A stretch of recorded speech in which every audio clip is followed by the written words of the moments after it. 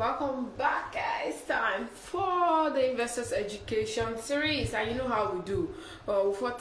First take some of our thought-provoking questions before we continue with our discussion on poor and rich money mindset or money belief. We started the series, I think on yesterday. No, on Monday. That was on Monday here. Yes, we started on Monday. So today will be part 2 of this particular topic. But before then, let's take some of our thought-provoking questions. And the first one is, do you have enough money? Well, I don't have enough money currently. Are you spending enough time with your family and friends? Do you come home from your job full of life? Do you have time to participate in things you believe are worthwhile? If you were laid off from your job, would you see it as an opportunity? Are you satisfied with the contributions you've made to the world? Are you at peace with money? Does your job reflect your value? Do you have enough savings to see you through 6 months of normal living expenses? Is your life whole? Do all the peace, your job, your expenditures, your relationships, your values fit together? And this last one, do you have a will? Have you decided who will inherit that your iPhone 12?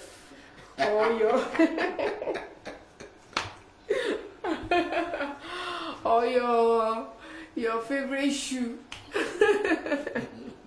Over to you, Esther. Okay. The first question is, what are your 3 most important goals in life right now? The next one says, what are your 3 most pressing problems right now? Describe the ideal outcome you desire from a problem facing you right now. What one thing would you dare to attempt if you knew you could not fail? What one thing would you dare to attempt if you knew you could not fail? Wow. You want to tell us? Personally? It's personal. Okay, fine, no problem. That's all. Okay, sorry, I have one last question here. What do you really want to do with your life? What do you want to do with your life? That's the last question for today. Thank you very much, Esther. Thank you. And of course, Gina, those questions were thought-provoking, and we just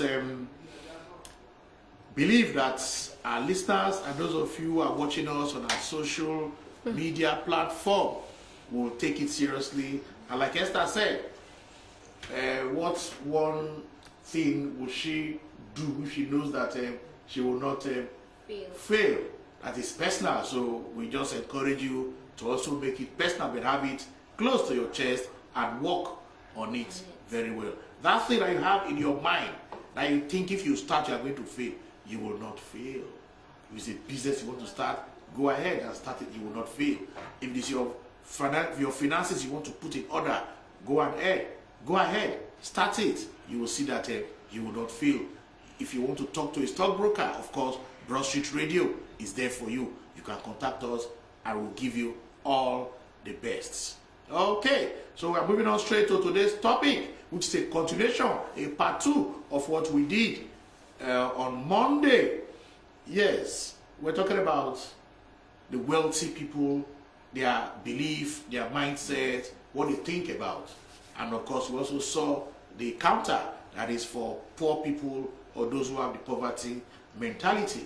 We also mentioned that some of these beliefs, where do they come from? When a child is born, well, we are told that the child is innocent. Is that also? Yes. Is innocent. But some other religions will tell you, no, the child is not innocent. There are some things the child has come with. Anyway, that's not it's not a topic for our discussion. Because how can you tell a child comes and is born blind? What sin has that child committed for the child to be blind if the child is innocent? Anyway, that's for another discussion. So, but over time, as the child is growing up, the parent will say, don't do this, don't do this, don't touch this, don't do that. They kind of restricting the child, and the child grows up and begin to have certain beliefs and mindset. So that is why we are saying some of these belief and mindset will have come from our family, our geography where we are living, the church we attend, people will meet, and so many other places will have made us to begin to have those kind of belief. And we have looked at some of the belief, and we have seen how the wealthy people think about it, and of course how the poor people. So I think we are on number 6. I would say for poor belief, if I make money, it will be at the expense of others. That is how the poor people think. That if they make money, they must have other people will come to enjoy it. Will come to enjoy it. That is one. At the same time, they are saying, oh, for you to make money, you must have defrauded some other person. That's their belief, which is not correct. So let's see how the wealthy people, what is their own belief about making money. If I make money, it will be with and all and serving others. So they believe that when they make money, it's for them to use the money to serve other people. So you can see the belief, and our belief affects what we are manifesting, whether we like it or not. So that is why when you want to begin to empower people, it is wrong to just train them 2-3 days how to do somebody's hair, how to sew. I say starter pack, go and start operating. You have not worked on their mindset. Yes, you have to work on that, their belief. Like, well, I don't want to degrade anybody. Look at those young good boys that we call area boys in the streets of Lagos and other parts of the country. They have believed that there is nothing else they can do other than be at the park and causing problem to collect money. But if you are able to talk to their mindset, change that their belief that, look, you can be trained, you can be better to yourself, better for your family and society, you will begin to see positive impact. So we need to work on belief and mindset. Yes, we'll take another belief again. For the poor people, the poor belief, I don't have time to make money. That's what poor people will say. They don't have time to make money. What do the wealthy people say? I don't have the time to do low value tax. Low value tax. Everybody, we are giving 24 hours a day.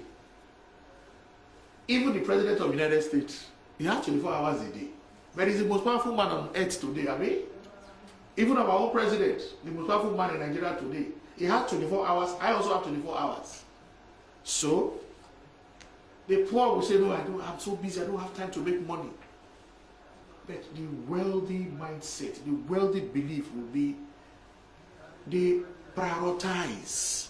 They look at activities that they can contract out, they can give out to just, while they strategize and focus on those important high-tech, those important activities that will add value and assist them to begin to create wealth.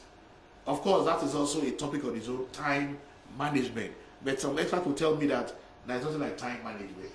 Because the time we have is 24 hours a day. There is no way you can increase it or decrease it. It is self-management.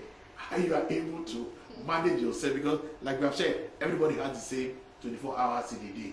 Or do some persons have more than 24 hours a day? You only have less than 24 hours a day. That's if you stop breathing before the day runs. Okay, I agree with that. Okay, so let's look at the next belief. Poor people, they will say, I can't do it. I am not good enough. A task you have not even started. You want to go and read a course. No, I'm not good at mathematics. I cannot do that course. You have not even started. You admit failure. You are already admitting failure. And of course, like somebody told us, if you believe you can, you can. If you believe you can't, you can't. And the universe is so open, it's so fair, that it's what you give to it, will give back to you. Exactly. So the poor people say, I can't do it. I am not good enough. Who told you that job? You can't learn on the job. Who told you that? Who told you the experts that you see today have not failed several times before they are what you are seeing today? Let's see what the wealthy people will say. The wealthy believe, I have great value that the world needs, and I am the best at something I can monetize greatly. Even though they are amateur, they believe that they are teachable. When they start that task, even though they don't even know what to do, but as time goes on, they will ask other people, they will learn, and gradually, before you see it, they are becoming great at what they are doing. But for some of the poor minds, and for some of the people with the poor mindsets, tend to be afraid of that attempt because they don't want to be mocked at when they fail. But they forget the fact that in life, at a certain point in life, there are times you have to fail to succeed. Yes. Exactly. That's and when at times you learn your mistakes. When you learn from your mistake. You like learn, you unlearn, and you relearn. Exactly. That is even the work of the 21st century. Like John Maxwell will even tell us, sometimes you win, sometimes you learn, not even lose again. Okay. Yes. Sometimes you learn. Sometimes you win. Sometimes you learn. Because if you say lose, you cannot be discouraged. Yes. From that loss, you are learning, so that next time you'll be better. So he has given us that to really motivate us and continue. But before I forget, I must also mention, is it Thomas Edison said that gave us this this bulb that we are using today. I did 10,000 experiments. And it was failing. And when they told him, he said, no, I didn't fail 10,000 times. I only knew 10,000 ways of not how to do it. And of course, today we are all enjoying his invention. So we should fail forward. We win, we learn. Okay, that is the belief. Belief number 8, poor belief or poverty belief.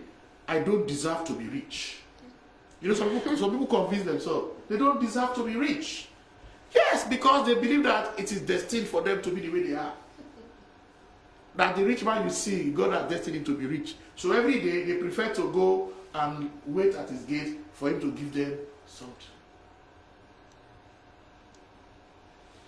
I don't deserve to be rich. That is a poverty mentality. Let's see what the wealthy belief will be.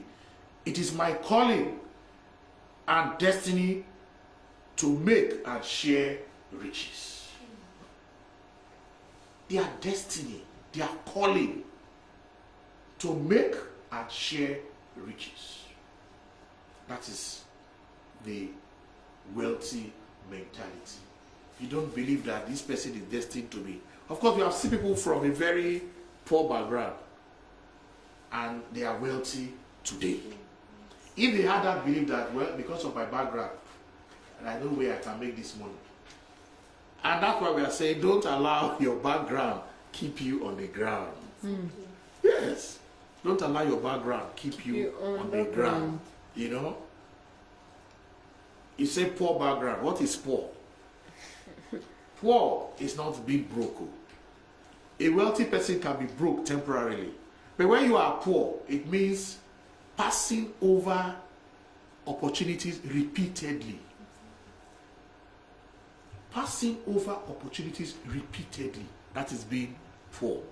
So your background, your geography, where you come from, your gender, your family background has nothing to do with you to becoming wealthy. This particular analogy just reminded me of a viral post on Instagram where a dad was asking the daughter in Yoruba that kí ló fẹ́ ṣe tó bá ti dàgbà, that is what you want to become when you are grown up. She said she wants to be a hairdresser. The father now said, that's not what I said. What do you want to become? She said she wants to be selling things. The man said, ó fẹ́ máa ta oúnjẹ. She said she wants to be selling food. The man said, Aisha, kí ló fẹ́ ṣe? What do you want to do when you grow up? Mo fẹ́ máa ta biscuits.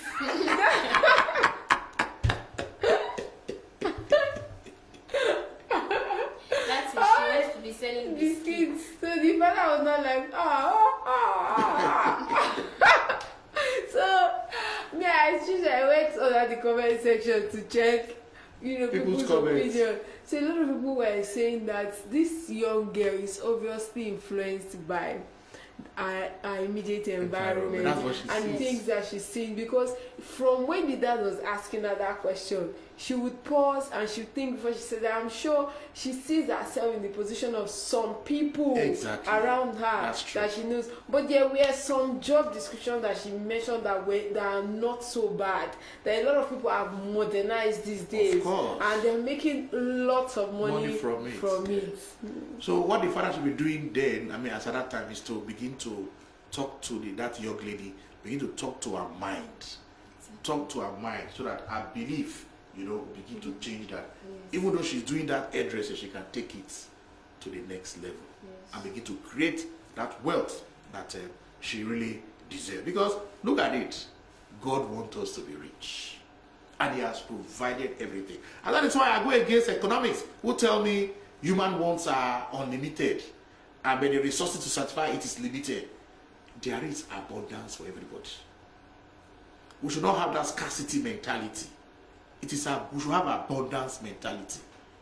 Do you know the amount of natural resources still under our head that we have not even discovered? We have not even started at all. The only issue there is man. We should be fair and kind to each other. That is when more and more wealth will be revealed to us. That even reminds me again, they say Afghanistan, they have so many minerals in their country. And China has started positioning to go and start exploring there. So that country can be transformed to a better country in the world, as long as the mindset and belief of the players there now will begin to change gradually.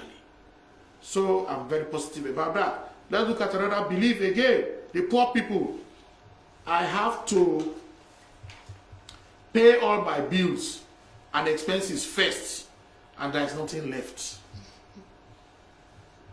When they tell us in economics that your take home is not enough to take you home.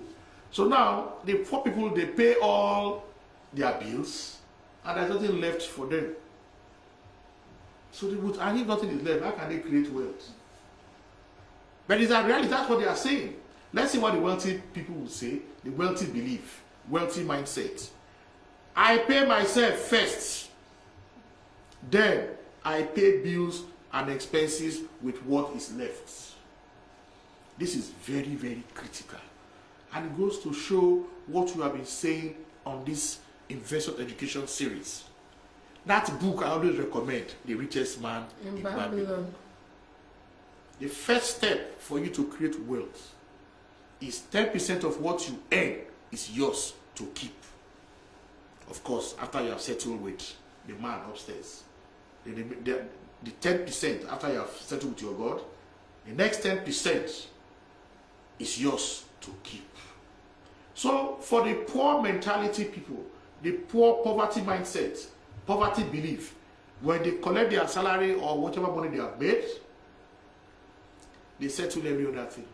When they fail to pay one person. And who is that person? Themselves. Don't you think it's very, very wicked? The slave that has worked for the money 30 days, at the end, you don't even pay him. You pay other people, and you don't pay him. That's great injustice to man. And that is what the poor belief is doing to people. But for the wealthy belief, let's see what they say. I pay myself first, then I pay bills and expenses with what is left. Pay yourself first. Okay, so let's go to the 10th belief. What are the poverty belief is saying? Or what is the poverty belief saying? Poor belief. People will judge me and think I have changed with money. But I look at it, is that correct? Is that true? But sometimes, Yes. Okay. when people make money, you know, like they say in popular culture, you're acting brand new because you have money now. So, because of that, you will not make money because you are afraid of who will say that you have changed. But look at it, can money actually change a person? Yes. Okay. Okay, which means you are not even having the right relationship with money. Yeah. Because if you look at, like we have said here, the real billionaires, millionaires, they are not what you see glamorized in the media. Like we said, the media is showbiz. The media is entertainment. It's just a tiny percentage of the real billionaires. You see them glamorizing what they have. You know, the real millionaires don't display that kind of lifestyle. Okay, so money is not supposed to change your relationship with persons you have grown up with if you have the right relationship with money. Okay, let's see what the wealthy people will be saying. The wealthy believe people will judge me anyway. So whether you make the money, you don't make the money, you are wealthy, people will still what? Judge you. That's true. They will still judge you. You're poor, they judge you. They say you don't have money. You are wealthy. You're wealthy. So is it not good to be wealthy? So it is good to be wealthy. Let them judge you. Okay, let's see whether we can take some more. No, I don't think we can take a rat. That concludes the belief, poor belief, and the wealthy belief. So let's see. Money. Now, people have said money makes them happy. I will agree with them. As you are sitting here, Esther, in this studio, and maybe you just look at your phone, credits, 1 million naira. How will you? I'll be happy. If Gina has been giving you headaches since morning, that you're not doing anything, when you see that on your phone, I'll be happy at least. It has added. Credit alert 1 million. Mr. Chimene, please. How dare they? See you tomorrow. but you see, I'll first go and relax at least. 1 million. Something don't enter today. It's something. Because there are people that have not received it. My mood will change immediately. Okay, so I will tell you a short story. It is true. Somebody, a researcher, do this research. Dr. David, I can't pronounce his son name, David Liesberman. Yeah, he's the author of The Science of Happiness. He has been studying what makes people to be happy for a very long time, looking at their brain, and he now discovered that money does make you happy. And he said, what is even this happiness? What makes you to be happy? He said, happiness is a continual progression towards a meaningful objective. So now you have been looking for money, and you have not seen the money. So you are satisfied that what you are doing has come. Okay, and as biologically, your brain is secreting a chemical, dopamine. And that dopamine has been known to biochemists as the happiness hormone.